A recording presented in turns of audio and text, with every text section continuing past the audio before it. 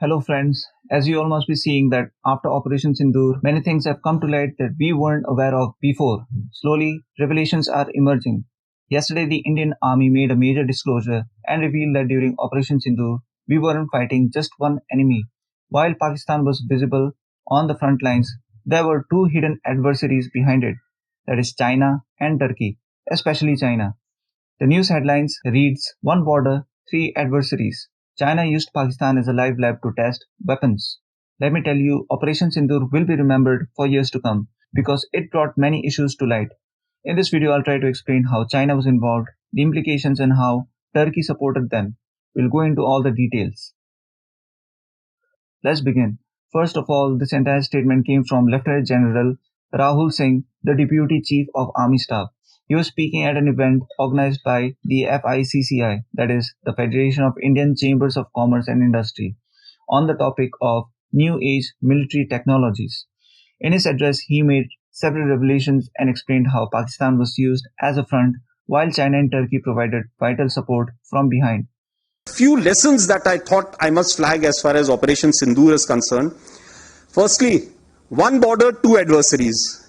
So we saw Pakistan one side, but adversaries were two, and if I would say actually four or three actually. So Pakistan was the front face. We had China providing all possible support, and it's no surprise because if you were to look at statistics, in the last 5 years, 81% of the military hardware that Pakistan is getting is all Chinese, 81% of that.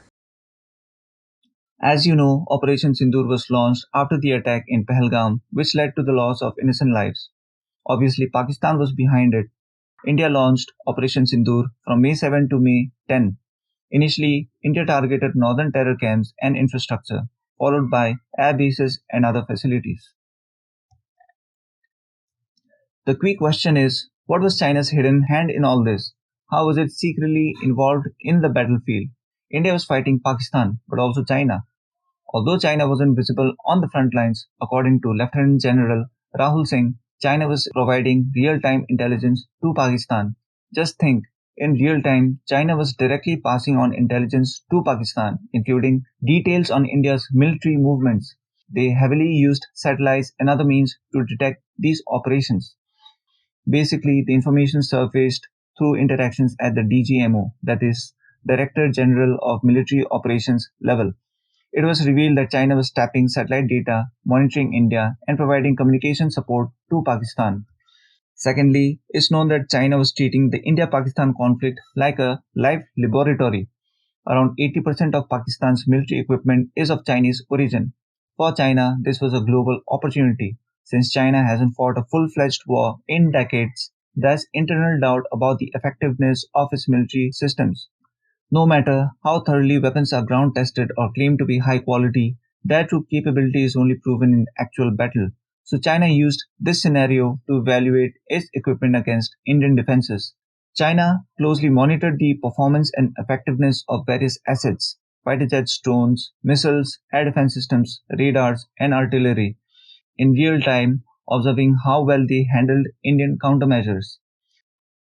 Regarding satellites, reports suggest China diverted nearly 44 satellites specifically to monitor Indian airspace and troops buildups.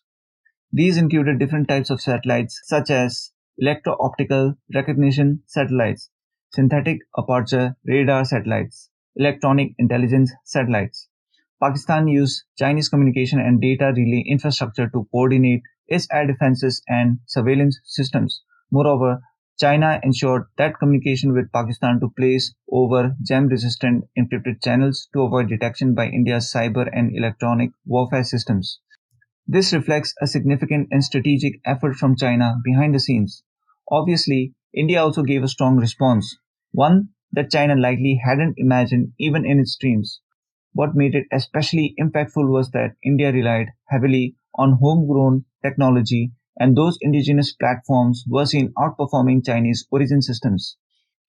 Indian systems like BrahMos supersonic cruise missile, Akash surface-to-air missile, Pinaka multi-barrel rocket launcher, DRDO developed drones and artillery like Dhanush, fighter jets like the Sukhoi 30 MKI and Mirage 2000 jets, all performed better than expected. Both the Indian Army and DRDO confirmed that our indigenous platforms clearly surpassed the Chinese supported Pakistani ones in effectiveness. India also deployed electronic warfare supremacy, deploying platforms that jammed enemy communications and suppressed air defense systems. It also crippled Pakistan's defense in areas like Lahore, where Chinese radars were jammed and partially blinded. Despite Pakistan using Chinese drones and missiles extensively, India neutralized them all. For instance, the PL-15 missile reportedly crashed inside India, failing to hit its target, and its debris was collected by the Indian Army. Over 80% of Pakistan's military equipment is Chinese made, jets like the JF-17 and J-10C, air defense systems like HQ-9 and HQ-6, but they proved largely ineffective. They failed to intercept Indian missiles and were unable to protect Pakistani air bases from attacks. Chinese drones and tanks were also tracked by Indian satellites, although tanks weren't used as much as most engagement was aerial. So what were the strategic outcomes? These were: the world witnessed the strength of Atmanirbhar Bharat in defense tech. DRDO officials declared Indian systems outperformed Chinese weapons. India fast-tracked its 52 dedicated defense satellites. Greater focus was placed on enhancing ISR, that is, intelligence, surveillance, and reconnaissance, and space warfare capabilities. According to intelligence sources, Turkey tried to fully support Pakistan through several means. Turkey exported Bayraktar TB2 drones to Pakistan. These drones were reportedly used for ISR operations and even attempted strikes during the conflict, which India successfully intercepted. Many Turkish origin drones were neutralized and jammed by India. Turkey and Pakistan jointly developed the T-129 ATAK attack helicopters. These were kept combat ready near the border, although they weren't directly used in the battle. Turkey provided Pakistan with tools and software for signal intelligence and encryption. Indian Army sources claim Turkish equipment was being delivered mid-conflict and landed at air bases. Disinformation campaigns surged, targeted Indian social media with deepfake videos and AI-generated content aimed at provoking sentiments against India and showing support for Pakistan. Turkey allegedly orchestrated these campaigns, which strained diplomatic ties between India and Turkey. Turkey's broadcaster, TRT World, popular across the Muslim world, reportedly promoted Pakistan's narrative while attempting to stir anti-India statement. Turkey openly backed Pakistan in the OIC, that is, the Organization of Islamic Cooperation, accusing India of military adventurism. The Turkish president even made diplomatic calls to countries like Qatar, Iran, Malaysia, and Indonesia, urging them to condemn India's actions. This sheds light on Turkey's indirect but impactful support, which, while quieter than China's, was no less strategic. Although formal condemnation didn't come through, several efforts were indeed made. Turkey opposed India in the United Nations as well. All of this reflects that Operation Sindoor wasn't just a tactical military strike, it was a demonstration of India's new doctrine, that is, fast, precise, tech-led, self-reliant warfare. India's indigenous, self-developed defense equipment performed impressively. That's one of the key reasons why the Ministry of Defense recently approved proposals worth 1 lakh crore, including purchases of missiles, electronic warfare systems, and other made in India technologies.